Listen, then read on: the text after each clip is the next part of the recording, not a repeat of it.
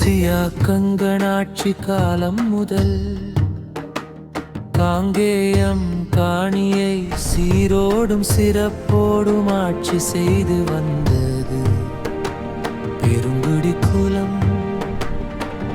ஒரு தலைமுறை அல்ல, இரண்டு அல்ல, சியாக்கங்கனாட்சி காலம் முதல் 21 தலைமுறைகள்.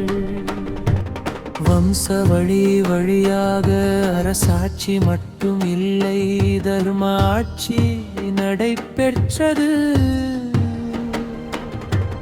மக்கள் செல்வம் பெருகியது, கால்நடை செல்வம் நலிந்தது, நிலமும் நெலும் நிறைந்தது, வானமும் மாறு பொழிந்தது, பயிர்கள் அமோகமாக விளைந்தது. அந்நியரின் படையெடுப்பு இல்லை, அமைதி மட்டும் நிலவியது. காளைகள் மேய்ந்த நிலம் பசுமை போர்த்திய சொர்க்கம் போல இருந்தது. தர்மம், நியாயம், நீதி இந்த மூன்றையும் தழுவியே பெருங்குடி குலத்தார் ஆட்சி செய்தனர். எந்த ஒரு குறையும் இல்லாமல் செல்வ செழிப்போடு மக்கள் வாழ்ந்தனர். அது ஒரு காலம், அரசன் தெய்வம் போல வாழ்ந்த காலம். சியாக்கங்கனாட்சி காலம் முதல் காங்கேயம் காணியை சீரோடும் சிறப்போடும் ஆட்சி செய்து வந்து பெருங்குடி குலம்.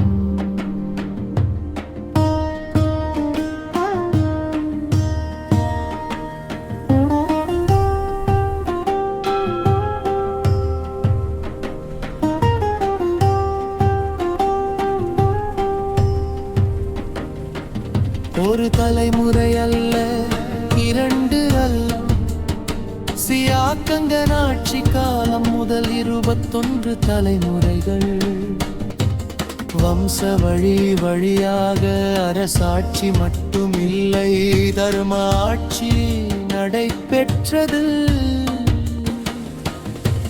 மக்கள் செல்வம் பெருகியது, கால்நடை செல்வம் வளர்ந்தது, நிறமும் நெலும் நிறைந்தது, வானமும் மாறு பொழிந்தது, பயிர்கள் அமோகமாக விளைந்தது. அந்நியரின் படையெடுப்பு இல்லை, அமைதி மட்டும் நிலவியது.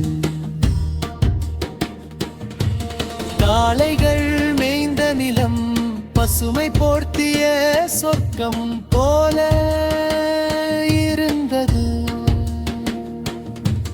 தர்மம், நியாயம், நீதி இந்த மூன்றையும் தழுவியே பெருங்குடி குலத்தார் ஆட்சி செய்தனர்.